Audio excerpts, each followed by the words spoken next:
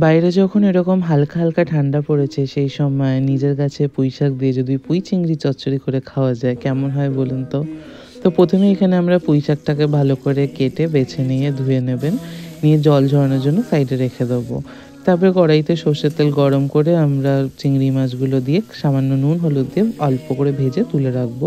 সেই তেলের মধ্যেই আমরা কাঁচা লঙ্কা আর কালো জিরে ফোড়ন দিয়ে ফোড়নের গন্ধ বেরোলে ডুমো করে কেটে রাখা আলুগুলোকে 2-1 মিনিট ভেজে নেব।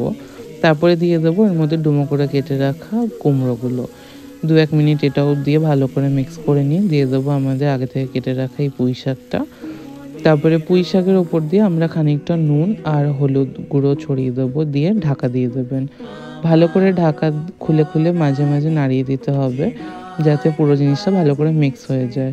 ফাইনালি যখন পুরো শাকটা একদম ভালো মতন মজে আসবে তখন ঢাকা খুলে তাতে দিয়ে দেবো আমরা পরিমাণ মতন চিনি আর চিংড়ি মাছ ভাজার তেলটাও যদি কিছু থাকে বাটিতে সেটাও কিন্তু অ্যাড করে দেবেন। চিনির পরিবর্তে আমাদের মতন এরকম গুড়ের পাউডারও ইউজ করতে পারেন। পুরো শাকটা তারপরে ভালো করে মিক্স করে নেব, নিয়ে পুরোটা মজে আসলে এরকম খুন্তির সাহায্যে একটু ঘাটিয়েও দেবেন, তাহলে পুরো শাকের কনসিস্টেন্সিটাও ভালো লাগে, খেতেও ভালো লাগে। ব্যাস এবার গরম গরম ভাতের সাথে সার্ভ করুন এই পুঁই চিংড়ির চচ্চড়ি। আর আমাদের কিন্তু কমেন্ট করে অবশ্যই জানাবেন রেসিপিটা কেমন লাগলো।